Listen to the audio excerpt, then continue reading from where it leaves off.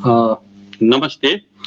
आज रेडियो टुरिज्मको विशेष कार्यक्रम टुरिज्म टकमा यहाँलाई स्वागत छ। सधैँ आजको कार्यक्रममा हाम्रो विशेष अतिथि हुनुहुन्छ विष्णु खनालज्यू। विष्णु खनालजी अहिले जापानको टोकियोमा बस्नुहुन्छ र उहाँले टोकियो मेट्रोपोलिटन युनिभर्सिटीमा रिसर्च एसिस्टेन्ट प्रोफेसरको मा कार्यरत हुनुहुन्छ र उहाँले चाहिँ टुरिज्म साइन्समा पिएचडी पनि गर्नुभएको थियो। विष्णुजी, यहाँलाई स्वागत छ हाम्रो कार्यक्रममा। हजुर, नमस्कार। विष्णुजी, म कार्यक्रम हाम्रो यो करिबन हामी 20-25 मिनट तिर हामी सिधाउँछौँ र कार्यक्रम चाहिँ विशेष गरी टुरिज्मको सेरोफेर नै रहन्छ। विष्णुजी, हामीलाई तपाईँको यात्रा नेपालदेखिको जापानको यात्राको मतलब कसरी तपाईँले भरे छोटकरीमा भनिदिनुहोस्, त्यसपछि म प्रश्नमा आउँछु।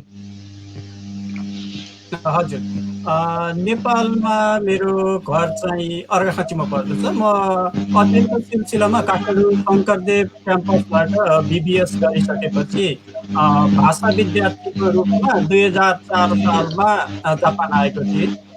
अनि त्यसपछि जापानिज भाषा 1.5 वर्ष जति पढिसकेपछि म जापानकै आओयामागाकुइन युनिभर्सिटीमा एमबिए 2 वर्ष अध्ययन गरेँ। अनि एमबिए पश्चात म जापानकै मेडिकल इक्विपमेन्टको कम्पनीमा ओभरसिज डिपार्टमेन्टको म्यानेजरको रूपमा 6-7 वर्ष जति काम गरिसकेपछि मेडिकल इक्विपमेन्टको व्यवसायको सिलसिलामा विभिन्न देशका डक्टरहरूसँग सङ्गत हुन गयो, जसले गर्दा मलाई मेडिकल टुरिज्ममा निकै नै इन्ट्रेस्ट बढेर आयो। त्यसपछि म आफ्नो जागिर छाडेर फेरि टोकियो मेट्रोपोलिटन युनिभर्सिटीमा स्वास्थ्य पर्यटन पोलिसीको बारेमा अध्ययन अनुसन्धान साथै पिएचडीको लागि त्यहाँ भर्ना भए। अनि त्यहाँबाट 4 वर्षमा पिएचडी सकिसकेपछि अहिले म त्यही युनिभर्सिटीमा नै टुरिज्म डिपार्टमेन्टमा रिसर्च एसिस्टेन्ट प्रोफेसरको रूपमा काम गरिरहेको छु। धन्यवाद।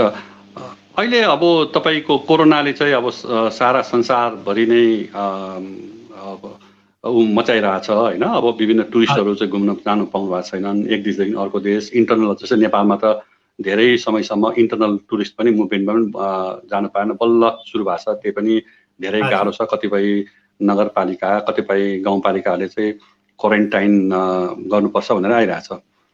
जापानको स्थिति कस्तो छ अहिले, विशेष गरी पर्यटनको दृष्टिकोणले अहिले? अब अन्तर्राष्ट्रिय इनबाउन्ड पर्यटनलाई हेर्ने हो भने त नेपाल जापान मात्रै नभएर अहिले लगभग संसारको सबै देशहरूमा इनबाउन्ड पर्यटन त बन्द प्राय नै छ। तर जापानले चाहिँ के गरेको छ भने अहिले विदेशीहरूलाई जापान प्रवेशमा आवश्यकता अनुसार जापानको भिसा भएका व्यक्तिहरूलाई त्यो पनि कुनै देशहरू तोकेर जापानमा आउन दिइरहेको छ। र यही सायदै अर्को हप्तादेखि जापानमा बिजनेस पर्पजको लागि सीमित देशहरू जस्तो कोरिया, थाइल्यान्ड भयो, भियतनामहरू भयो, त्यहाँबाट बिजनेस पर्यटन अथवा बिजनेसको सिलसिलामा जापान आउन विदेशीहरूलाई पनि दिने भन्ने नीति ल्याएको छ।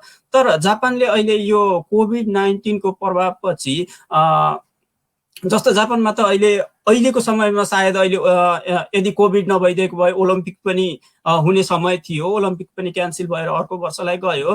र अहिले जापानले चाहिँ के गरेको छ भने आन्तरिक पर्यटन बढाउनको निम्ति गो टु क्याम्पेन भनेर अहिले जापानमा सञ्चालन गरिरहेको छ, जसको प्रमुख उद्देश्य चाहिँ के हो भने आन्तरिक पर्यटनलाई बढावा दिने। त्यसमा चाहिँ पर्यटकहरूलाई जापान गभर्मेन्टले केही मात्रामा सब्सिडी दिइरहेको छ, जस्तो सायद 20 देखि 35% जति हुन जान्छ। र त्यो ठाउँमा घुम्न जाने व्यक्तिहरूलाई त्यो ठाउँको लोकल प्रोडक्टहरू उपयोग गर्नको निम्ति डिस्काउन्ट कुपनहरू पनि दिएर अहिले जापानले चाहिँ आन्तरिक पर्यटनलाई बढावा दिइरहेको छ।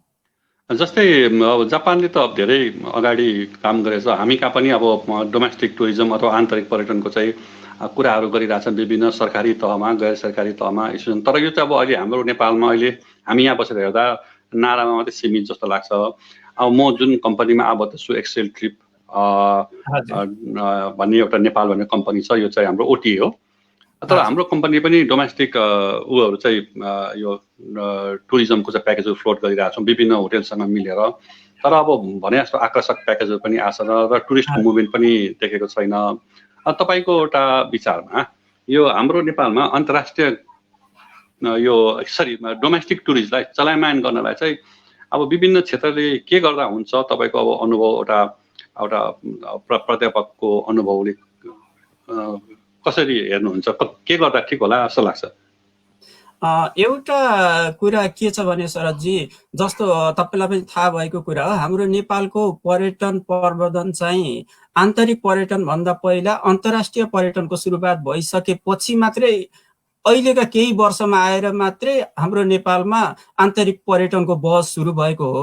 तर जापानहरू अथवा अरू डेभलप देशहरू चाहिँ के छ भने पहिला उनीहरूले आफ्नो आन्तरिक पर्यटनको प्रवर्धन गरे, त्यही अनुसारको पूर्वाधारहरू तयार गरे र आफ्नो देशमा आन्तरिक पर्यटनलाई बढावा दिँदै अन्तर्राष्ट्रिय पर्यटनको विकास भएको अवस्था चाहिँ विकसित देशहरूमा छ।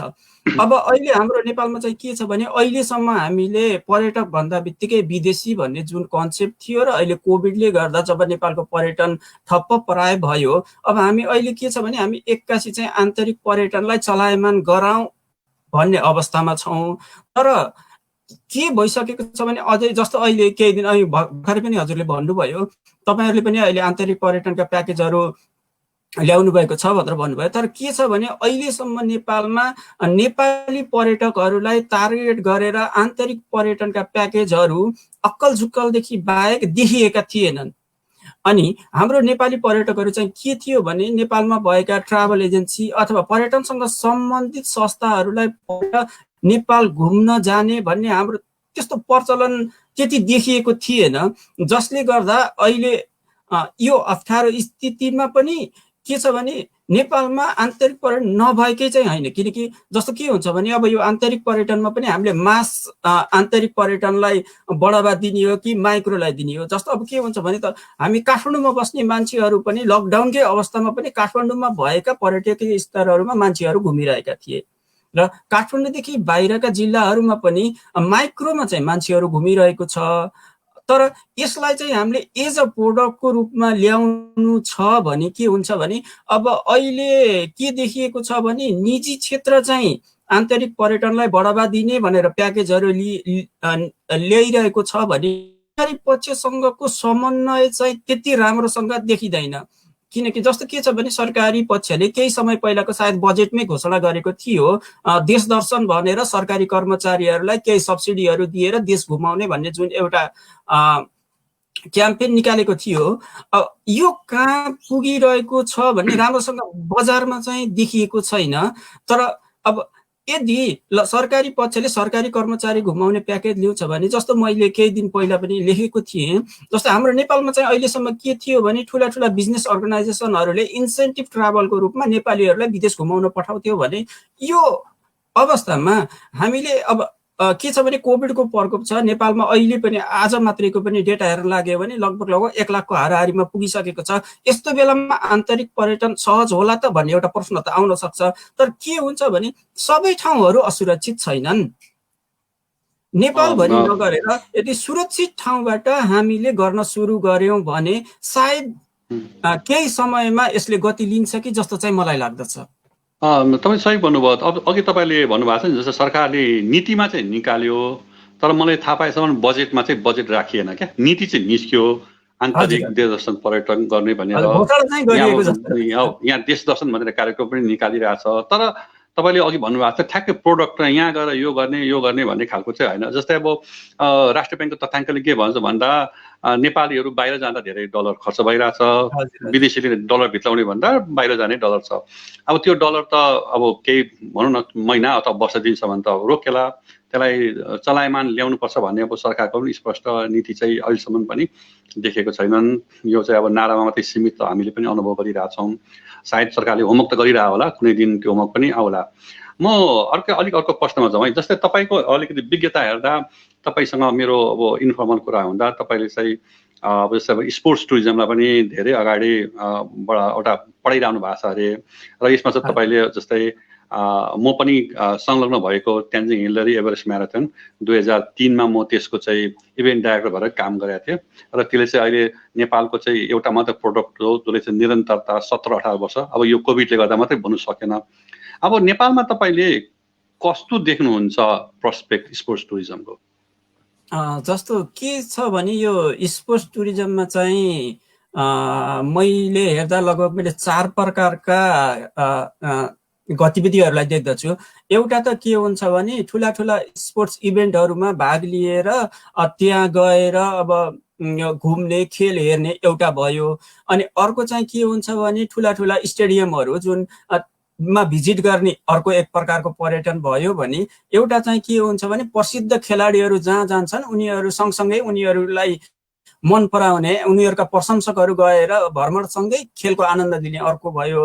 र एउटा अर्को के छ भने एउटा एक्टिभ स्पोर्ट्स टुरिज्म भन्ने छ जुन चाहिँ के हुन्छ भने पर्यटकले आफै खेलकुदमा भाग लिएर खेलको मनोरञ्जनको साथसाथै पर्यटनको पनि मनोरञ्जन लिन सक्छ।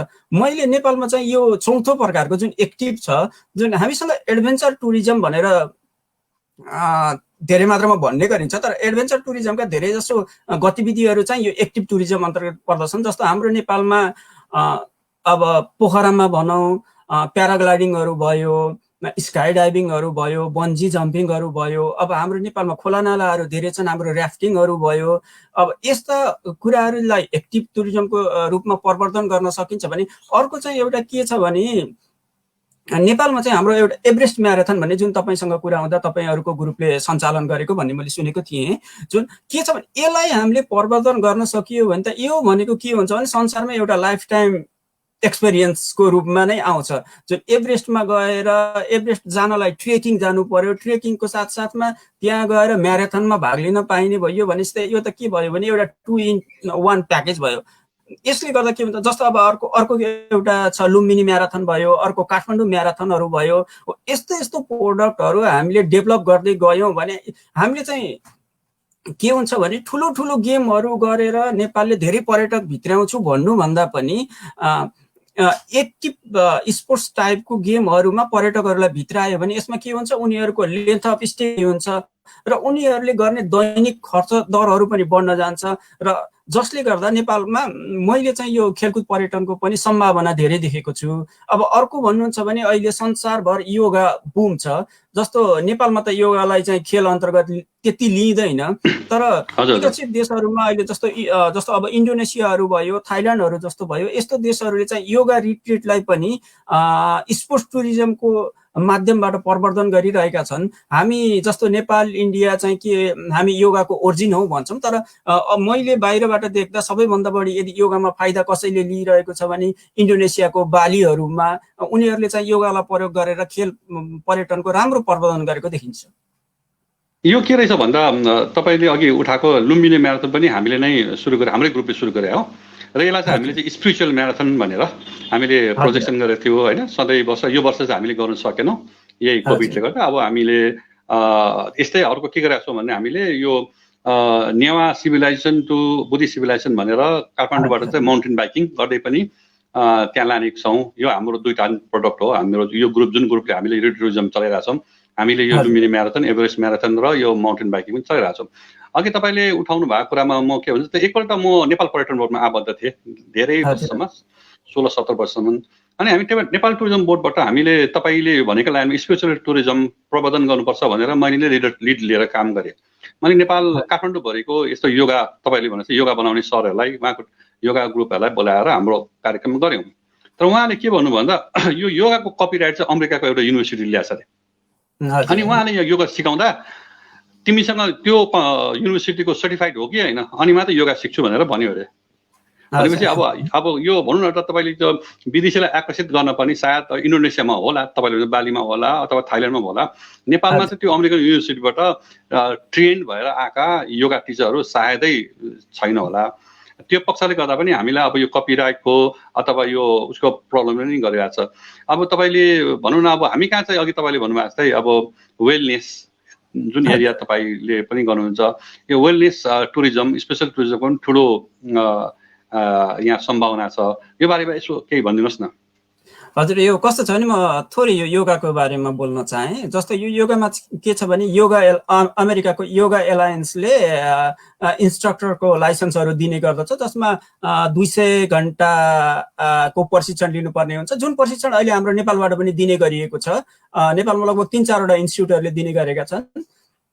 अनि अर्को चाहिँ म अब वेलनेसको बारेमा भन्दा चाहिँ के छ भने मेरो पिएचडी थेसिस नै नेपालमा स्वास्थ्य पर्यटनको पोलिसीको बारेमा रहेकोले मैले चाहिँ विशेष गरेर योगा, आयुर्वेद र मेडिटेसनको माध्यमबाट नेपालमा स्वास्थ्य पर्यटनको प्रवर्धन गर्न सकिन्छ भन्ने निष्कर्षका साथ मेरो आफ्नो थेसिस लेखेको थिएँ। जस्तो के छ भने हाम्रो नजिकैको देश भारतमा चाहिँ के छ भने उनीहरूले चाहिँ विशेष गरी एलोपेथिक मेडिकल टुरिज्मलाई विशेष प्रवर्धन गरिरहेका छन् र जसले वेलनेस टुरिज्मलाई प्रवर्धन गर्ने देशहरू चाहिँ के छ भने जस्तो थाइल्यान्डहरू भयो, अरू देशहरू भयो, उनीहरू समुद्रमा आधारित छन् र नेपाल एउटा यस्तो देश हो, हामीसँग एउटा यस्तो विशेषता छ, हामी हिमालयमा आधारित वेलनेस टुरिज्मको प्रवर्धन गर्न सक्छौँ। जस्तै प्रोडक्टको रूपमा अघि मैले भने जस्तै योगाहरूकै प्याकेजहरू भयो, जुन रिट्रिटहरूका प्याकेजहरू भयो। जस्तो अहिले त अब तपाईँले गुगलमै हेर्नुभयो भने पनि हाम्रो हिमालयहरूमा खिचेको फोटोहरू, योगाको फोटोहरू धेरै नै देख्न पाइन्छ अहिले।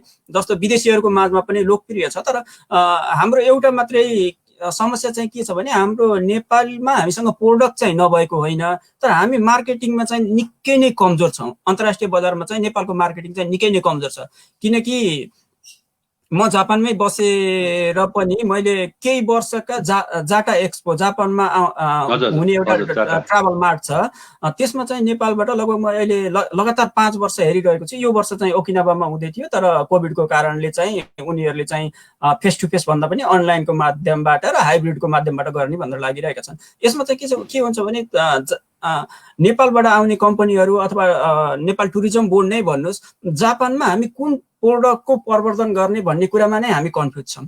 अनि समस्या एउटा कहाँ देखिन्छ भने जापान एउटा यस्तो देश छ, बाहिरबाट देख्दा एकदमै डेभलप देखिन्छ, तर जनस्तरमा चाहिँ जापानमा अङ्ग्रेजी भाषाको प्रयोग लगभग हुँदैन।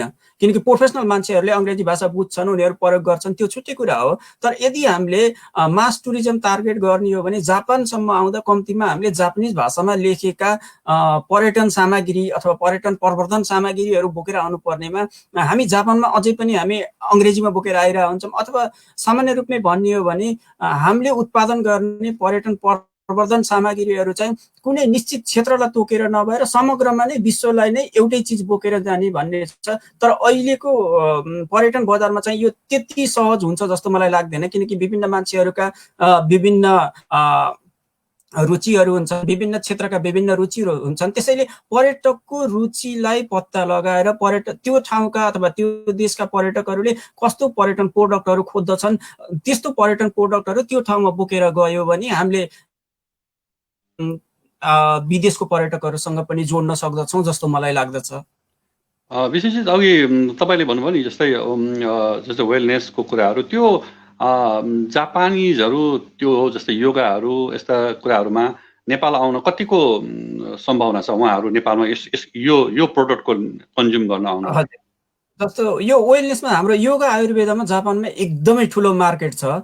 जस्तो अहिले के छ भने जापानको एउटा सामान्य ट्रेन स्टेसनको वरपर हेऱ्यो भने पनि 12-15वटा योगा इन्स्टिट्युटहरू चलिरहेका छन्, जसले चाहिँ योगामा रुचि राख्ने मान्छेहरूलाई योगा सिकाउने, योगाको एवेरनेसहरू क्रिएट गर्ने काम गरिरहेका छन्। र यसको सबभन्दा बढी फाइदा यदि कसैले जापानमा लिएको छ भने श्रीलङ्काको वेलनेस टुरिज्म मार्केटले त्यसको धेरै फाइदा लिएको छ। उनीहरूले जापानमा चाहिँ अफिस नै खोलेर जापानिज भाषामा नै आफ्ना प्रवर्धन सामग्रीहरू तयार गरेर जापानिजहरूलाई धेरै नै श्रीलङ्कामा चाहिँ वेलनेस मार्केटमा भित्राइरहेका छन्, जुन हामीले चाहिँ नेपालले अथवा इन्डियाले पनि अझै त्यति गर्न सकिरहेको छैन जस्तो चाहिँ मलाई लाग्दछ। यो जस्तै तपाईँले भन्नुभयो नि, यसमा मलाई धेरै अगाडि एउटा मैले पनि अलिक सानो अध्ययन गरेका थिएँ ग्रे टुरिज्मको। ग्रे टुरिज्म अथवा बुढाबुढीहरू भएपछि अब नेपाल जस्तो ठाउँमा आएर अपोजिट ठाउँमा आएर बस्ने, यसको विशेष गरेर टार्गेट चाहिँ जस्तै अब अहिले जापानमा त लाइफ एक्सपेक्टेन्सी मान्छे बाँच्ने धेरै लामो छ होइन, र उहाँहरूको त्यहाँ आएर मान्छेलाई हेरचाह गर्नु पनि महँगो छ, यताउति गर्नु छ। अब वातावरणको दृष्टिकोणले, अब विभिन्न कुरा दृष्टिकोणले, मेन पावर सस्तो कारणले गर्दा नेपाल चाहिँ त्यो हुने सम्भावना छ। तपाईँले यसमा केही अध्ययन केही यस्तो केही गर्नु भएको छ? मैले ग्रेट टुरिज्म नै भनेर त मैले हेरेको छैन, तर जापानको चाहिँ कल्चर चाहिँ कस्तो छ भने तपाईँको जापानमा वृद्धहरूको लगभग अब 60-65 कटेका मानिसहरूको जनसङ्ख्या धेरै नै रहेको छ। अनि हाम्रो नेपालको परिप्रेक्ष्यमा हेर्नुभयो भने जापानबाट नेपालमा जाने पर्यटकहरू लगभग 25,000 देखि 29-30,000 को हाराहारीमा प्रत्येक वर्ष छन् र मलाई के लाग्छ भने त्यसमा पनि धेरै जसो हजुरले भने जस्तो यङ उमेरको भन्दा पनि माथिल्लो उमेरको मान्छेहरू धेरै जाने गर्दछन् र धेरै जसो रिपिटरहरू छन् जस्तो मलाई लाग्दछ। किनकि मैले अलिकति चिनेको जापानिजहरू हेर्नुहुन्छ भने लगभग 6 महिना नेपाल बस्छन्, 6 महिना जापान बस्छन्, त्यस्तो टाइपको जापानिजहरू छन्। हुन त 6 मन्थको भिसा नपाउने भएकोले लगातार 6 महिना त बस्दैनन्, तर उनीहरू लगभग 1 महिना बिराएर 2 महिना बिराएर जाने जापानिजहरू रिपिटरहरू हाम्रो धेरै छन्। तर हाम्रो एउटा मात्रै समस्या के छ भने सायद हाम्रो जापानबाट नेपाल जाने यङ जेनेरेसनको जसले कम्पनीहरूमा जब गरिरहेको छ, जसको रेगुलर इन्कमहरू छ र जसले बढी खर्च गर्न सक्छ, उनीहरू अलिक कम छन् कि जस्तो लाग्छ। किनकि यसको प्रमुख कारण त हामीसँग अघिल्लो वर्षसम्म हामीसँग डाइरेक्ट फ्लाइट थिएन। जब डाइरेक्ट फ्लाइट भयो कोभिडको कारणले गर्दा त्यसलाई हामीले राम्रोसँग उपयोग गर्न सकिरहेका छैनौँ। किनकि नर्मली जापानमा सबभन्दा लामो बिदा भनेको तपाईँको यो गोल्डन विकहरूको हुन्छ, जुन मेको पहिलो हप्तामा पर्दछ। लगभग 5 दिन 4 देखि 7 दिनको बिचमा हुन्छ। अब त्यो शनिबार आइतबार पर्यो भने 7 दिनसम्म पनि पुग्छ, 5 दिनसम्म पनि पुग्छ कहिलेकाहीँ। जापानिजहरू के हुन्छ भने बिदा भयो भने उनीहरूको बाहिर घुम्न जाने रुचि हुन्छ, जुन अहिलेसम्म हाम्रो डाइरेक्ट फ्लाइट नभएकोले अथवा कनेक्टिभिटीको कारणले गर्दा हुन सकेको थिएन। सायद यदि सम्बन्धित निकायहरू, पर्यटन बोर्डहरू अथवा निजी क्षेत्रले पनि भविष्यमा कोभिड पछि यसमा ध्यान दियो भने सायद हामी अहिलेको 29-30,000 को सङ्ख्याबाट धेरै नै सङ्ख्या चाहिँ नेपालमा बढाउन सक्छौँ कि जस्तो चाहिँ मलाई लाग्दछ। मैले तपाईँकोसँग अब यो 15-20 मिनटको वार्तामा के बुझेँ भन्दा हाम्रो नेपाल सरकार अथवा नेपाल पर्यटन बोर्ड र निजी क्षेत्रले विशेष गरेर जापानिज भाषामै ती प्रोडक्टहरूलाई चाहिँ प्रचार गर्नुपर्ने देखियो।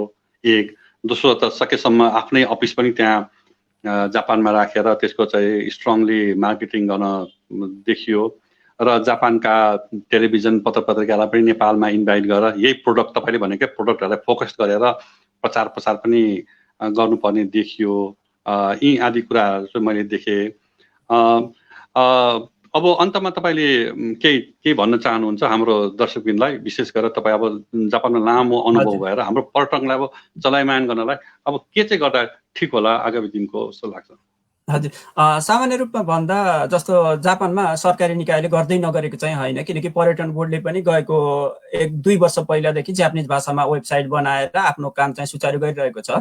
तर एउटा चाहिँ के छ भने नेपालमा एउटा समस्या चाहिँ के देखिन्छ भने जस्तो हामी यहाँ चाहिँ के गर्छौँ भने युनिभर्सिटीहरू जस्तो मेरो Tokyo metropolitan university Tokyo metropolitan गभर्मेन्टको आफ्नै युनिभर्सिटी हो। उनीहरूले जस्तो अब हामी टुरिज्म डिपार्टमेन्टमा भएकोले उनीहरूले आफ्नो टुरिज्म प्रोडक्टहरू अथवा टुरिज्म पोलिसीहरू के गर्नुपर्नेछ त्यसको रिसर्च चाहिँ पहिला आफ्नो युनिभर्सिटीबाट गराउने गर्दछ।